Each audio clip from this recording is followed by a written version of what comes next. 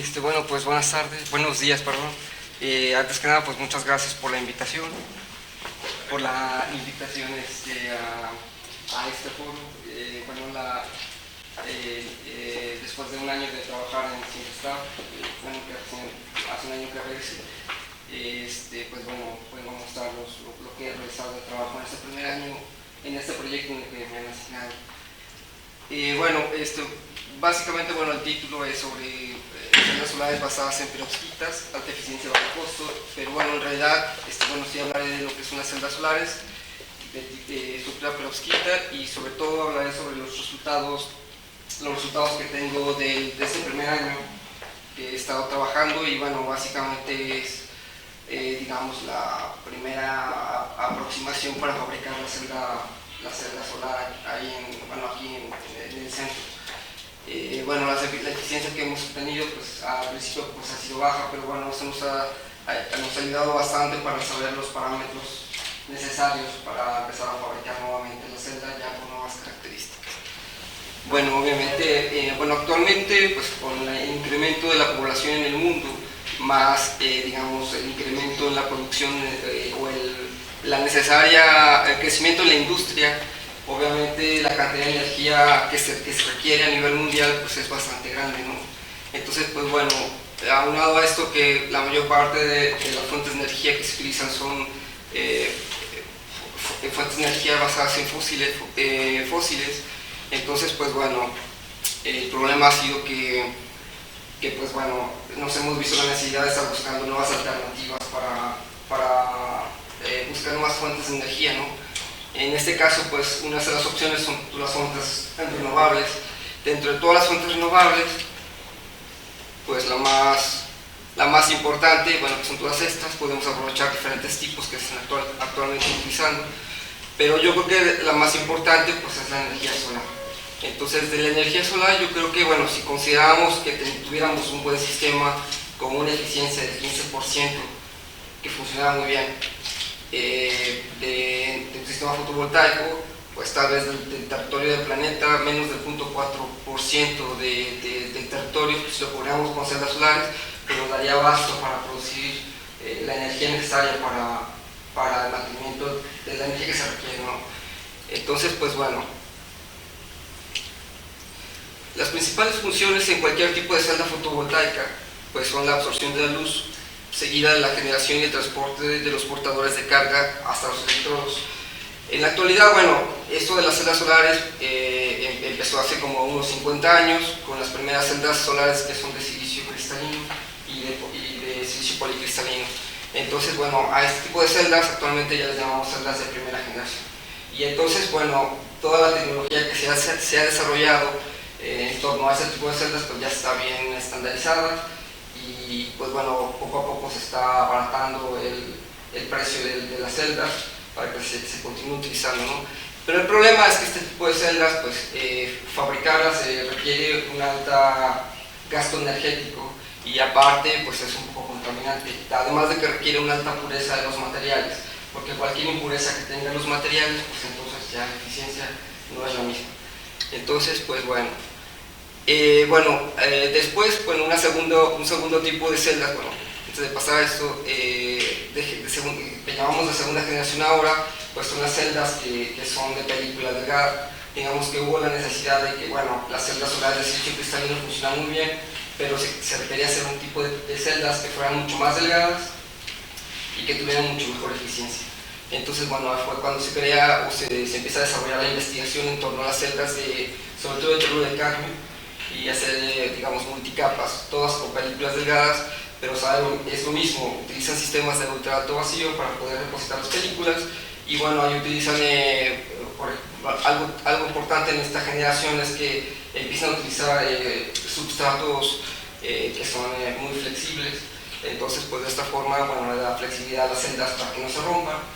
Pero bueno, la eficiencia también, bueno, las celdas de segunda generación también ya deben tener como unos 30 años que la gente comenzó a trabajar, y pues bueno, debido a esto pues se ha dado la necesidad de generar un nuevo tipo de celdas que ahora les llamamos celdas de tercera generación. Dentro de las celdas de tercera generación pues involucra las celdas que son las celdas orgánicas, que son celdas poliméricas, las celdas de tipo Gratzel, que son también, bueno, se llaman DSSS, que son celdas con colorante, y bueno, funcionan con un electrolito y son con colorante, y las celdas, las nuevas, que son las celdas de perovskita. Entonces, bueno, dentro de estas celdas, bueno, las celdas de tipo Gratzel, bueno, también se llaman de tipo Gratzel porque en la década de los 90 fue cuando este señor Gratzel junto con O'Regan publicaron un trabajo bastante interesante en donde digamos, proponen esta nueva estructura para una celda solar, en donde utilizan, digamos, pues un vidrio que se llama, bueno, un vidrio con un recubrimiento de FTO. Bueno, el FTO es como si fuera el litio, solamente que ahora está dopado con flúor en vez de estar dopado con indio. Y entonces, pues bueno, lo que le ponen aquí ellos es una monocapa, bueno, una capa mesoporosa de dióxido de titanio, y luego esto lo envuelven en un polielectrolito, ¿no? Una solución polielectrolita. Y bueno, esto dentro lleva un tinte. La solución polielectrolita está compuesta por un tinte, y digamos la forma en cómo funcionan estas celdas, a diferencia de las celdas de primera y segunda generación, pues es un poco distinta. Digamos que en las celdas de primera y segunda generación, toda la parte de recombinación de huecos y electrones se generan en el mismo material, o digamos en la interfaz, ¿no? Y para que se haga una buena eficiencia, la pureza de los materiales es muy importante. En este caso, pues bueno, también se genera en dos partes, en dos partes el proceso fotoeléctrico. Y entonces, bueno, primero llega la luz, entonces se genera aquí, o capta los fotones, se genera una recombinación a partir del tinte, y entonces el tinte lo que hace, si se fijan aquí, se pega, o los electrones generados se van hacia la banda de conducción del dióxido de titanio, y entonces pues llega al FTO. Y entonces, bueno, de esta forma se cierra el circuito. Pero aquí lo interesante es que se puede hacer en dos etapas, o se hace en dos etapas. Pero otra cosa interesante, que de hecho, bueno, fue también lo que llamó la atención en esta publicación, es que ellos proponen el uso de una capa mesoporosa de dióxido de titanio. De esta forma, al hacer esta capa mesoporosa, el tinte o el electrolito penetra sobre la parte porosa del material, y entonces de esta forma aumenta como el 800% el contacto, digamos, el electrolito con la parte del dióxido de titanio, y entonces de esta forma aumentan la eficiencia. La eficiencia, si no mal recuerdo, publicada como del 10%, perdón, 10%. Entonces, pues bueno, esta publicación, bueno, es de las más importantes en esta área, y aparte, fue como un parteaguas en el desarrollo de las celdas solares tipo Gratzel o de tinte, porque hasta ese momento no se consideraban como una alternativa para generar un tipo de celda solar. Entonces, pues bueno, al utilizar este tipo de capa mesoporosa, pues bueno, abrió la posibilidad, y entonces fue como un boom porque se empezó a desarrollar muchísima investigación al respecto. Y bueno, si uno checa la literatura, pues hay bastante publicación al respecto. Y bueno, fue realmente como un boom. Entonces, bueno, después de este tipo de celdas, digamos que se les ocurrió, bueno, ¿qué tal si en vez de utilizar este electrolito le ponemos una parte, un material orgánico, pero que sea sólido? ¿Por qué? Porque en este tipo de celdas, que bueno, obviamente son interesantes, y bueno, más adelante les contaré que parte de mi grupo trabaja con esto. Entonces el problema es que el electrolito con el tiempo pues se degrada. Entonces, bueno, para fabricar las celdas hay que perforar, bueno, la parte de la fabricación es bastante laboriosa porque hay que perforar los vidrios, y entonces, bueno, se inyecta el polielectrolito, digamos, dentro de la celda, y después se tiene que sellar con un termoplástico para que no vaya a haber fugas de polielectrolito. Entonces, continuando con esto, la gente dijo, bueno, ¿qué tal si utilizamos un tipo de material que sea orgánico, pero que no sea un electrolito? Entonces se les ocurrió utilizar un nuevo tipo de material que se llama espirometal, que en este caso, bueno, ya en aspectos prácticos se le llama HTM, o es un conductor de huecos. Más adelante les voy a mostrar en qué parte se utiliza. Pero bueno, este tipo de celda surgió al sustituir la solución electrolítica por un material orgánico en estado sólido. Entonces, bueno, ahora estas celdas anteriores que eran celdas tipo Gratzel, digamos con electrolito y que eran de tinte, pues ahora se les llamaba, perdón, SSDSS, que digamos son de estado sólido, ¿no? Entonces estas nuevas celdas son de estado sólido.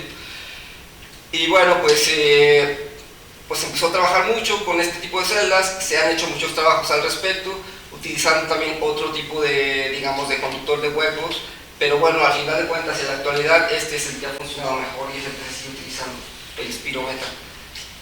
Entonces, bueno, esta, digamos, es la estructura más cercana a las celdas solares que son de estado sólido, y bueno, a diferencia, pues bueno, es exactamente lo mismo, tiene el sustrato de vidrio, tiene aquí una capa de FTO, y luego, digamos, aquí tiene una capa de dióxido de titanio, que le llamamos compacta, y luego después tiene una parte, lo que viene siendo la capa mesoporosa de dióxido de titanio, y aquí, bueno, le colocamos el material transportador de huecos, que digamos es el Spiro, y luego un óxido metálico, y luego parte, pues el sensibilizador es el que está aquí, ¿no?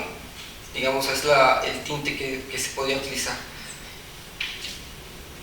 Entonces, pues bueno, hablando ya de las celdas que son de perovskita, pues bueno, fueron un tipo nuevo de alternativa. Las perovskitas, básicamente se llama perovskita en honor a un ruso, mineralogista ruso, que la descubrió la estructura cristalina a partir de un material mineral que era el tenato de calcio.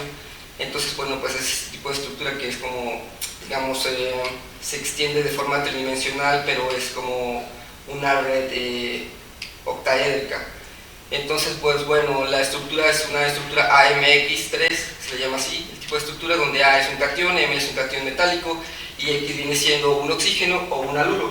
Esto es muy importante porque, bueno, hay muchísimo trabajo en cuanto a perovskitas, pero bueno, antes se utilizaban perovskitas que venían siendo de los óxidos, pero para este tipo de celdas, pues se tienen que utilizar los haluros, ¿no? Un metilamonio, por ejemplo.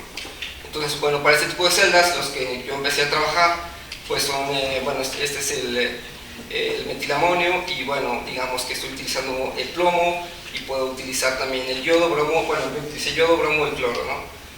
Entonces, bueno, lo interesante de este tipo de celdas, o bueno, ¿por qué era la importancia? Pues es que obviamente el band gap era interesante para la fabricación, y bueno, daba posibilidad para fabricar una buena celda solar, y aparte, pues bueno, el material era muy barato. Entonces, a comparación de las otras tecnologías, incluyendo las orgánicas, incluyendo las de tinte, este tipo de material es muy barato y la fabricación es muy sencilla. De hecho, todas las celdas consideradas de tercera generación, la fabricación es muy sencilla.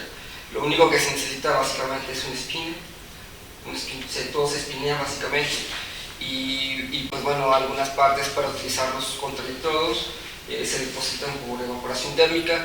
Digamos, ya en la actualidad, muchas de las celdas que se están reportando de perovskita ya utilizan, en vez de contraelectrodos de oro, utilizan contraelectrodos de grafeno, o no, tubos de carbono también, ¿no? Se están haciendo pruebas.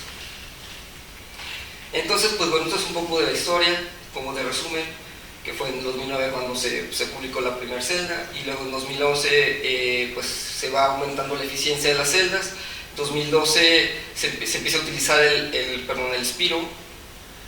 Spirometal, y bueno, se alcanza una eficiencia cambiando el dióxido de titanio, una eficiencia de 10,9, cambiando el dióxido de titanio con alúmina, y luego después bueno, hay una nueva versión de celda sin Spiro, que es la que yo les comentaba, pero bueno, se dan cuenta que disminuye la eficiencia, entonces pues al final de cuentas regresan con el Spiro. Y luego pues después en 2013 se propone una nueva técnica para fabricar la celda solar, que se llama depósito secuencial de una perovskita, que básicamente, bueno, es depositar el material y luego después se pone en una hot plate, se vuelve a depositar otro material, o sea, no se espera mucho tiempo, sino todo es de manera muy secuencial. Y bueno, esto es hasta 2014, la eficiencia que se había reportado, y bueno, es del 21,1%, y pues bueno, las películas, ahora la tendencia, o lo que me interesa a mí, es desarrollar películas de perovskita que sean mucho más delgadas de las que ya están propuestas, ¿no? Entonces, anteriormente la fabricación de las celdas, para hacer la fabricación se utilizaba serigrafía. Entonces, bueno, colocaban una película compacta y luego después para hacer la capa mesoporosa utilizaban serigrafía. Entonces, pues digamos que la película pues estaba bastante gruesa y aparte no es muy uniforme. Entonces, pues bueno, a mí lo que me ha interesado es tratar de que las películas sean mucho más delgadas y que presenten muy buena eficiencia. Y bueno, después les voy a mostrar alguna otra idea que estamos trabajando. Entonces, pues bueno, este es como el diagrama de bandas, digamos que tiene la estructura básica de las celdas de perovskita. Entonces aquí lo que es importante pues es el band gap que se genera, que es de 1, hay dos de 1,5 y el otro que es de 2,2, ¿no? Depende del tipo de material que estemos utilizando. O sea, si estoy utilizando un yoduro de plomo o si estoy utilizando un bromuro de plomo. Entonces, pues bueno, en los mismos, si se fijan, tengo el espirometad y la estructura es la misma. Entonces, para este primer trabajo que les presento, pues yo utilicé los dos tipos de materiales y lo que estoy haciendo fueron combinaciones, ¿no? Para poder observar cuáles eran los cambios. Entonces, bueno, aquí les presento una gráfica de cómo ha sido el estudio de las eficiencias que reporta normalmente esta institución que es muy importante, el NRL. Entonces, pues bueno, aquí podemos observar cómo va la tendencia en cuanto a las eficiencias de las celdas solares. Entonces, bueno, por colores, ¿no? Está el color azul, que son las celdas de silicio, pues todas las celdas, si se fijan, pues llegan hasta un punto donde, bueno, se han estado trabajando desde, digamos, como por el 76, 77, y pues bueno, han estado, claro, aumentando un poco la eficiencia, en algunos puntos es importante, donde se ha reportado, pero bueno, normalmente la eficiencia pues llega en torno a 25,6, por mucho, ¿no? Y luego, por ejemplo, pues están estas que son las de simple unión, que son de cristalinas, las que son de concentradores, las que son de película delgada, las que son de multiuniones, y bueno, las que a mí me interesan, pues es a ver cómo se comportan estas celdas que son las emergentes, ¿no? Que son las de tercera generación. Entonces, pues bueno, la que me interesa a mí es las celdas de perovskita, que corresponden a este punto, y que bueno, básicamente tiene que ser este. Entonces aquí lo interesante es que bueno, en muy poco tiempo la eficiencia pues ha sido bastante buena, ¿no? Entonces es por eso que ahora ha llamado muchísimo la atención trabajar con este tipo de materiales para desarrollar ese tipo de celdas. Pero bueno, no todo es miel sobre hojuelas, ¿verdad? Tiene también algunos contrastes el trabajar con ese tipo de materiales. Las eficiencias que se han obtenido, claro, son eficiencias utilizando celdas que son pequeñas y que digamos se pueden trabajar en forma de laboratorio, pero bueno, al pensar ya que lo quiero escalar para hacer un sistema más grande fotovoltaico, pues es ahí que hay un problema, porque entonces espinear a áreas tan grandes es muy complicado. Entonces, pues bueno, es un problema que actualmente se tiene en todos lados, ¿no? Pero bueno, a nivel laboratorio, la máxima eficiencia que se ha encontrado es como del 21%, más o menos. La parte de arriba, ¿qué es? Las eficiencias. Estas son utilizando concentradores, normalmente. Concentradores. Sí, y son de estas celdas que son con arseno de galio, son como de segunda generación. Entonces, pues bueno, son las que tienen hasta ahora mucho mayor eficiencia, pero es que también estas celdas que son de segunda generación, pues bueno, sí se han encontrado eficiencias, pero bueno, son de nivel laboratorio porque las celdas son pequeñas. Pero digamos, ya hablando de escalamiento exitoso, pues obviamente las celdas de primera generación, que son las de silicio cristalino, estos paneles que vemos normalmente por la calle. Entonces, pues bueno, el objetivo en esta primera parte pues era evaluar diferentes métodos para el depósito de las capas compactas de dióxido de titanio y que cumpla la función de evitar la recombinación y la rápida caída de voltaje en condiciones de circuito abierto. Y luego también, bueno, queríamos optimizar el espesor de la capa de dióxido de titanio mesoporoso, que es lo que les comentaba, siempre se depositaba con serigrafía. Entonces, pues ahora queríamos modificar un poco las propiedades del material para hacer el material poroso y evaluar la capa compacta, que le llamo compacta, por medio de un incremento de voltaje en circuito abierto. Y bueno, sobre todo, yo creo que lo importante era establecer las condiciones de depósito de la capa de la perovskita, y aparte, pues caracterizar la energía de banda prohibida de las perovskitas por medio de espectroscopía visible, que es bueno, algo bastante fácil. Entonces, pues bueno, Esa es la estructura normal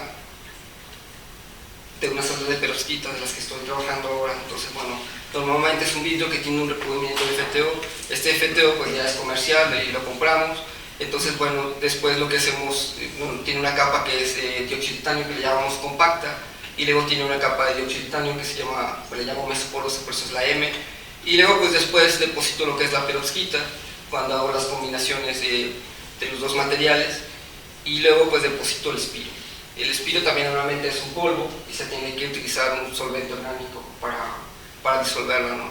Y al final pues lleva un contraelectrodo de oro. Esta es la estructura básica de las celdas que bueno, ya están reportadas, y bueno, fue con la primera que quise empezar a trabajar en el proyecto, porque bueno, la idea era como tratar de reproducir y ver cuáles eran los, digamos, los problemas que había dentro de la fabricación. Entonces pues, perdón, no, ¿qué le pasa? Bueno, aquí está. Igual, los depósitos de la capa compacta, pues lo que les digo, intentamos depositarla por el spin coating. Igual utilizamos una cantidad constante, 30 microlitros, y luego lo depositamos a 4.000 revoluciones por minuto durante 30 segundos. Entonces, bueno, para la capa, pues normalmente preparamos la solución y utilizamos un isopropóxido de titanio, y luego lo disolvemos en butanol. Y pues bueno, sacamos una concentración, bueno, se son datos químicos, de 0.30 molar, y pues bueno, se depositan, luego se tiene que hacer una hot plate. Hicimos diferentes pruebas. Después de que se deposite la hot plate, bueno, se le da un calentamiento de la hot plate, se tiene que meter al horno a 500 grados, digamos, para eliminar todos los solventes, y además para que se haga realmente muy compacta la película, ¿no? Y luego, por ejemplo, la capa mesoporosa de titanio, que va a pasar eso. Para la capa mesoporosa utilizamos un proceso de Solgel. Entonces, bueno, aquí la verdad para mí ha sido bastante interesante trabajar en la parte de las celdas, porque es como, digamos, implementar, o más bien aplicar todos los conocimientos que he recibido durante toda mi formación cuando estuve estudiando, porque bueno, durante la maestría que estuve haciendo, estuve también trabajando mucho con procesos de Solgel. Entonces, pues bueno, resulta que también para hacer la capa mesoporosa se tenía que realizar un proceso de Solgel para obtener digamos, el material poroso, ¿no? Entonces, bueno, se hace un proceso de Solgel, se utiliza un material, bueno, se hace una combinación, digamos, hay un proceso de gelación, aceleramos el proceso utilizando un catalizador, le ponemos un ácido nítrico, y luego, pues aparte, le damos también un tratamiento térmico. Entonces, bueno, el proceso es largo. Al final lo que obtenemos es un aerogel que queda totalmente, digamos, decantado al final de la solución, y luego después tenemos que hacer un lavado de ese aerogel, tenemos que hacer un lavado con la centrífuga, y luego ya que está bien lavado, pues lo evaporamos, lo ponemos con etanol, y entonces se evapora. Entonces se mete en una hot plate y esperamos a que se esté evaporando. Al final pues nos queda solamente el polvo, que queda, digamos, como grumoso. Entonces pues nos ponemos con un mortero a obtener el polvo, que quede muy fino, y luego ese polvo utilizamos el polvo para generar las pastas.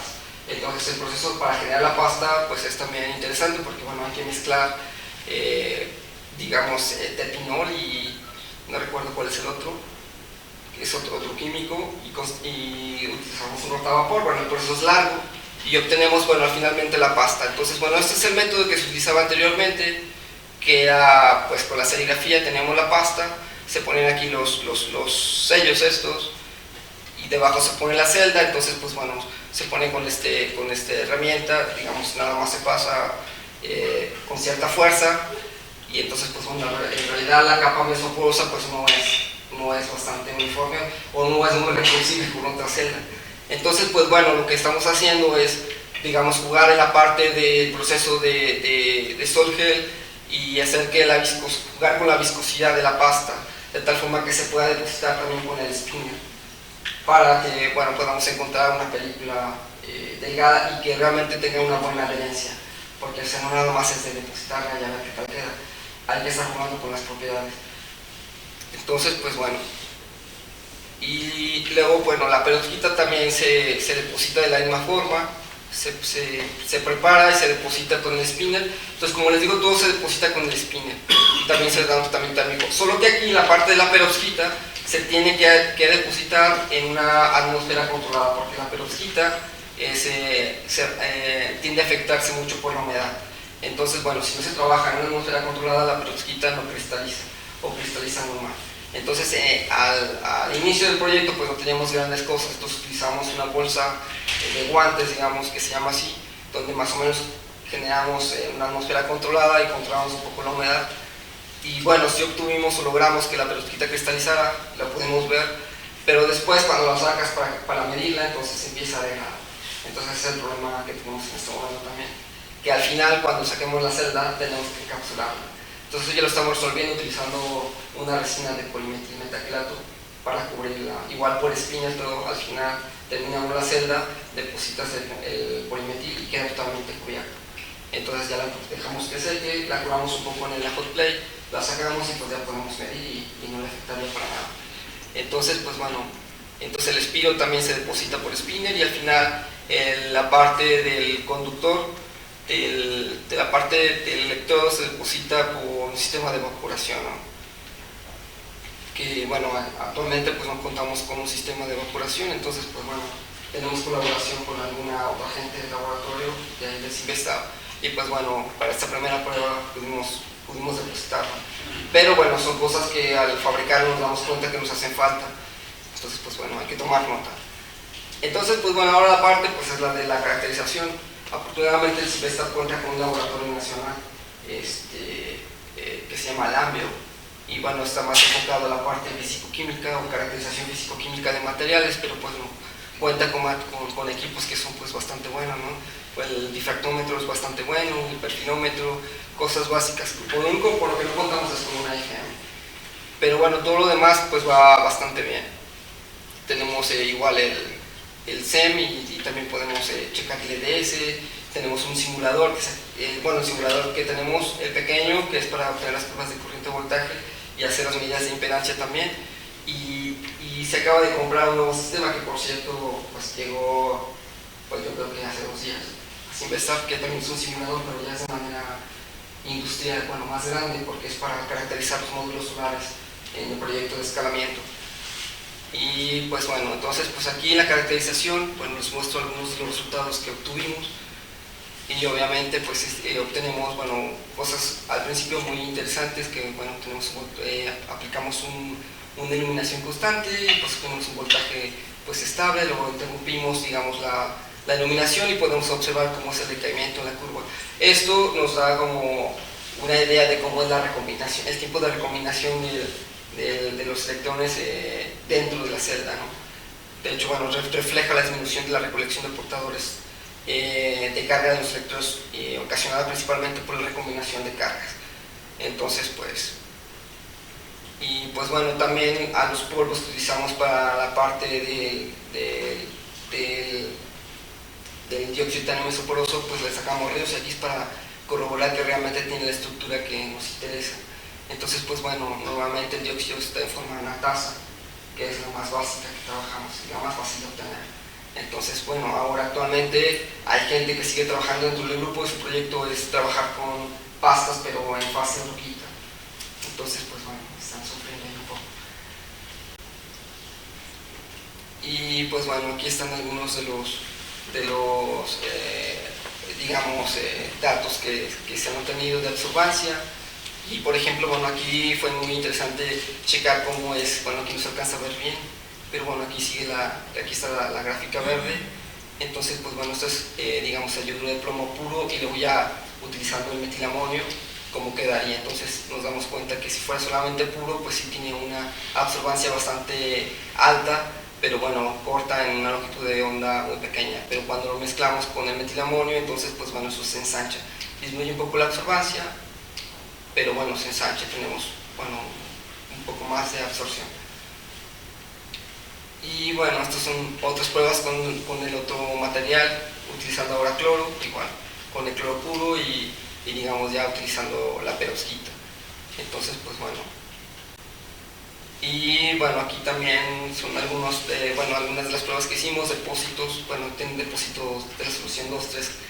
Y bueno, lo que queríamos ver era, cómo se comportaba cada una. Hicimos algunas variaciones en cada una de las soluciones. Bueno, más adelante, creo que viene por aquí, en la siguiente, hicimos como una combinación de los materiales. Empezamos desde los más puros y luego le íbamos incorporando los dos materiales y haciendo combinaciones para ver en qué punto obteníamos una mejor eficiencia. Y bueno, a ver, esto es la caracterización de la capa compacta mediante la medición de decaimiento, igual, únicamente la capa compacta para ver cómo funcionaba, y pues igual encontramos resultados bastante interesantes, en algún caso muy parecidos. Entonces, pues bueno, el decaimiento del voltaje en condiciones de circuito abierto, en las celdas es muy importante algunos parámetros para determinar la eficiencia de la celda, como por ejemplo se sacan las curvas y se tiene que obtener, checar cuál es la corriente de circuito abierto, de cortocircuito, el voltaje de circuito abierto, y luego calcular el fill factor. Entonces, pues bueno, a partir de todos los datos que son, podemos hacer un programita en Excel y podemos calcular cuál es la eficiencia que puede tener la celda.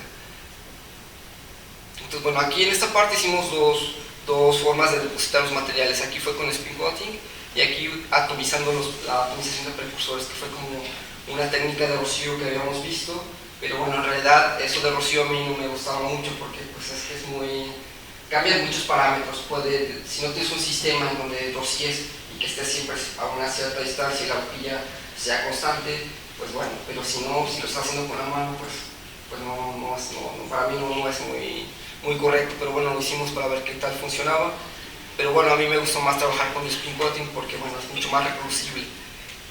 Y bueno, la parte de la perfilometría, pues hicimos, como les digo, diferentes muestras. Entonces las pastas también las estuvimos variando y cambiamos las velocidades de los depósitos, los tiempos son los mismos, luego cambiamos con las velocidades y bueno, checamos cómo va variando el espesor, que es algo muy normal, ¿no? Si utilizas un spinner, depositas un material y varías la velocidad, pues obviamente el espesor del material va a ser distinto. Entonces, pues bueno, esta es la parte de la perfilometría, pero de la capa mesoporosa. Y bueno, estas son unas imágenes que pudimos sacar ya al formar nuestras primeras celdas, que pues la verdad es que quedan bastante bonitas, en donde realmente podemos ver que todo el material, o sea, toda la celda realmente se formó, ¿no? Bueno, todos los materiales realmente quedaron. Aquí está la parte del vidrio, y luego lo que es el FTO, luego pues la capa mesoporosa. Aquí no se alcanza a ver muy bien, que hay una capa compacta, la capa mesoporosa más la perovskita. Entonces, ¿por qué aquí digo capa mesoporosa más perovskita? Bueno, como les dije, la capa mesoporosa pues realmente es una capa muy mesoporosa, tiene unos poros muy grandes, y entonces pues al espinar la perovskita, pues la mayor parte de la perovskita entra dentro del poro.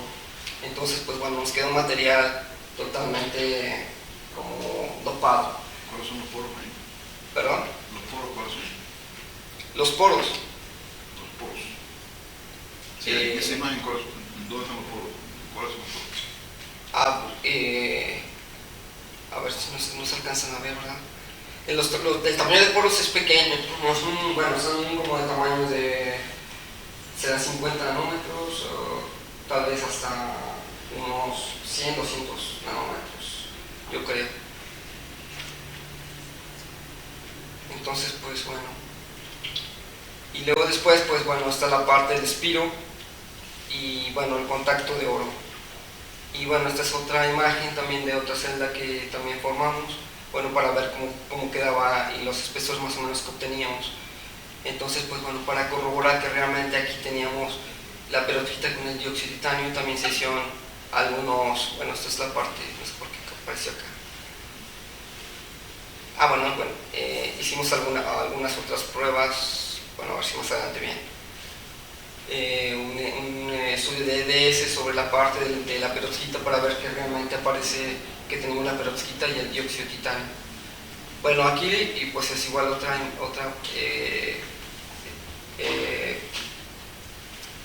presentación que tenía y que la agregué. Bueno, estas son, digamos, a final de cuentas, sí ha sido bastante bueno trabajar con las celdas, porque bueno, se han obtenido, es muy fácil trabajar con ellas y digamos tienen algunas ventajas y desventajas. Trabajar con ellas: ventajas, cuando la solución es totalmente procesable, puedes trabajar con una temperatura muy baja, menor de 140 grados centígrados. También puedes hacer variaciones en la parte de la química, puedes hacer combinaciones utilizando diferentes iones o haluros. Y luego después, bueno, la absorción realmente pues es bastante fuerte y bueno, pues también presenta una alta cristalinidad. Cosas malas que tienen las perovskitas, pues obviamente que al utilizar plomo, pues es que también tienen una parte contaminante, ¿no? Sobre todo creo que en Estados Unidos no se permite trabajar con plomo. Entonces, pues bueno, esa es la parte mala. En realidad, pues las cantidades son mínimas y realmente no tenemos desechos, tenemos un control bastante bueno en la parte de los desechos. Bueno, eso es el EDS que se hizo, digamos, para ver que realmente dentro de la parte que corresponde a la perovskita con el dióxido de titanio, pues realmente aparecían, ¿no? Entonces encontramos ahí señales. Y bueno, estas son algunas de las características de las celdas para las diferentes perovskitas o las diferentes materiales que utilizamos, ¿no? Por ejemplo, aquí utilizamos cloro con diferentes concentraciones y también, es yodo, ¿no? Y entonces, pues bueno, vemos cómo son las características. En esta, pues obviamente la eficiencia pues era realmente muy baja, de 0.34, y esta también de 0.14.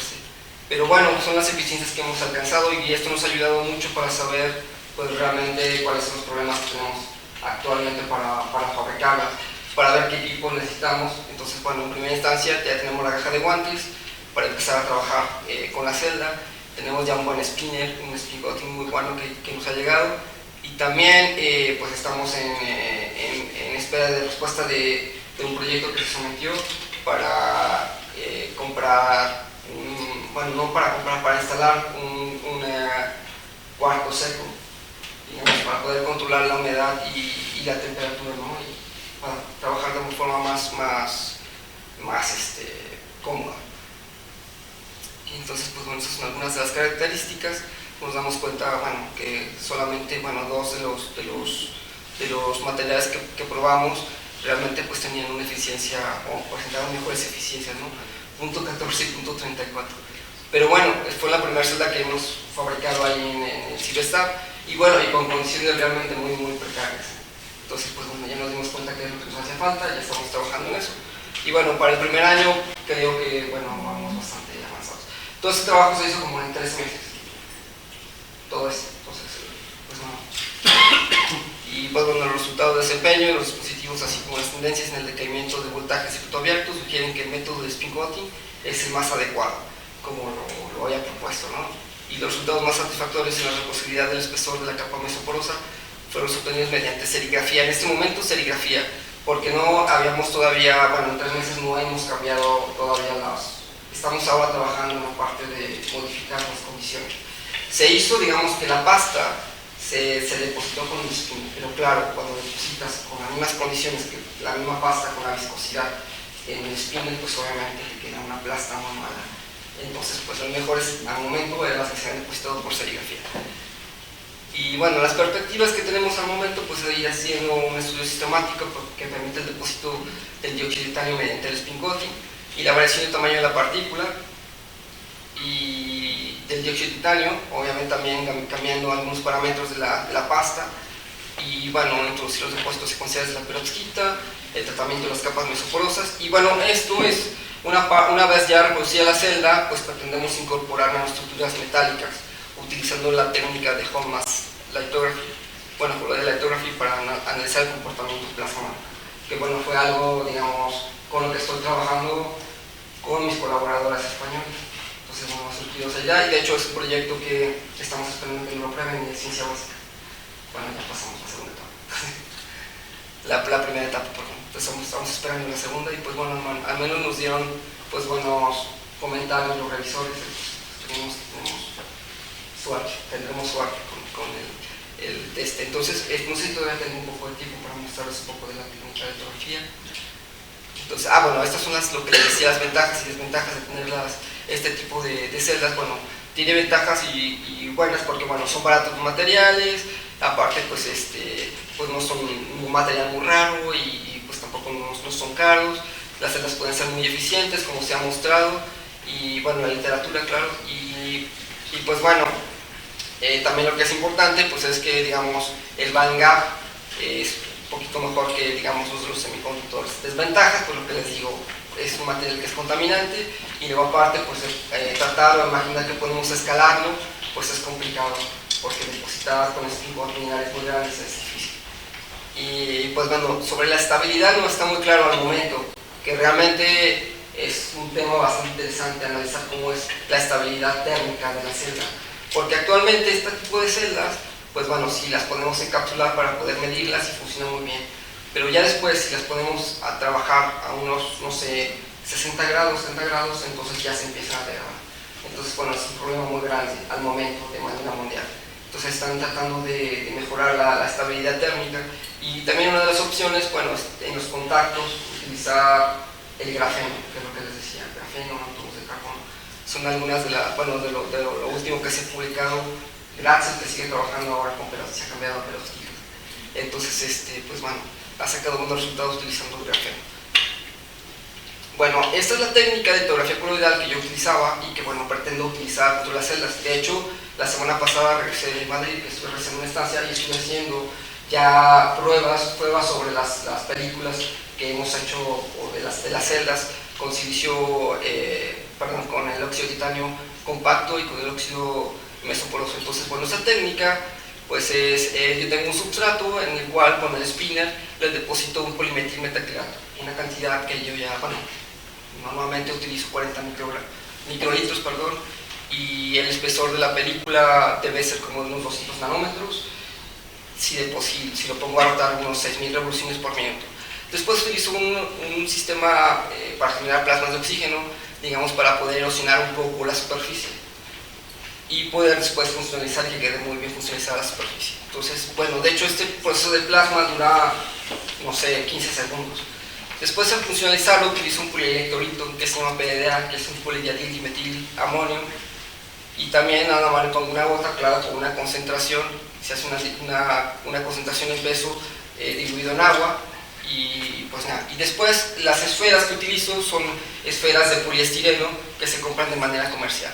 Entonces también las esferas las deposito con una velocidad muy pequeña, que es 100 revoluciones por minuto, y entonces lo que obtengo es esto. Le deposito una capa de unos 30 nanómetros de oro, y entonces, digamos, el sistema quedaría de esta forma.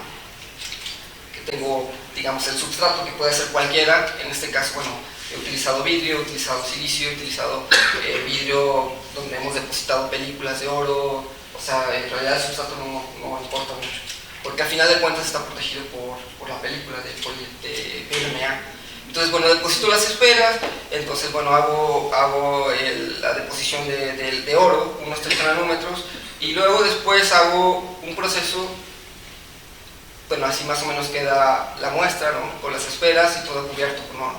Y entonces hago algo que se llama tape striping, que es poner un plástico autoadherente y hacer como un peeling. Y entonces, bueno, nada más lo que hago es pongo el plástico, con un bastoncillo presiono un poco para que realmente quede bien pegado, que no le queden burbujas, y luego por un lado pues remuevo el plástico y entonces se remueven todas las esferas por completo. Y entonces me queda la membrana de esta forma.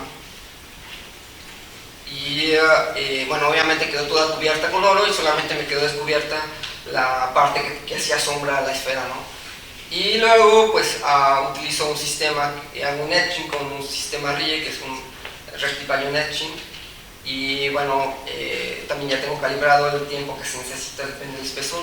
Entonces, pues bueno, generalmente al final me quedan una especie como de moldes. Entonces, en estos moldes, bueno, esta parte aquí en este diagrama, antes yo trabajaba con ese tipo de películas que eran de oro, cobalto, oro. Entonces, pues bueno, lo dejé ahí, deposito con un sistema de alto vacío, me queda esa parte. Entonces, pues después hago un litografía utilizando la acetona, remuevo la resina y me quedan las estructuras. Es algo, bueno, ahora se ve como muy complejo, pero al principio sí tardaba un poquito. Ya fabricar ese tipo de estructuras era, bueno, básicamente más sencillo. Y entonces, pues bueno, el tipo de estructuras que se generan en un principio pues son de tipo disco, ¿no? Entonces, pues bueno, más o menos ese tipo de estructuras que se generan o que puedo fabricar. Entonces la idea es fabricar ese tipo de estructuras que ya fabriqué, nada más que no he procesado las imágenes, los datos para mostrárselos. pero bueno, básicamente es este tipo de estructuras las que se crecen. Y bueno, básicamente lo que nos interesaban eran las propiedades plasmónicas, y bueno, como tenía oro, cobalto y oro, pues hacíamos un poco de magneto-óptica. Entonces, pues bueno, las distancias, estas son las características, bueno, en este caso para estos discos, pero las esferas, pues bueno, uno puede comprar las esferas de cualquier tamaño. Las más pequeñas que yo he trabajado son de 60 nanómetros, pero se pueden comprar hasta de 200 nanómetros, hasta de micras, entonces, y también se pueden sintetizar. De hecho, tenemos un estudiante ahora en el posgrado que trabajaba en Cuba haciendo síntesis de nanopartículas, bueno, de este tipo de esferitas de poliestireno. Entonces, pues bueno, ya tenemos también un proyecto con él para que nos genere las partículas. Entonces, pues bueno, estas es más o menos algunas de las imágenes de algunos tipos de sistemas que también se pueden depositar. Por ejemplo, aquí utilizando dieléctricos, o sea, se pueden depositar, la técnica es bastante versátil. Esta es la primera parte, digamos, de la técnica con la cual se pueden depositar las estructuras. En esta parte son estructuras, digamos, de tipo disco. La densidad, bueno, obviamente la distribución es muy aleatoria, se puede controlar la densidad de las esferas, eso, y listo. Entonces, pues bueno, también se pueden obtener otro tipo de estructuras, cambiando algunos parámetros y pues ya, no sé, pues eso es todo. Muchas gracias.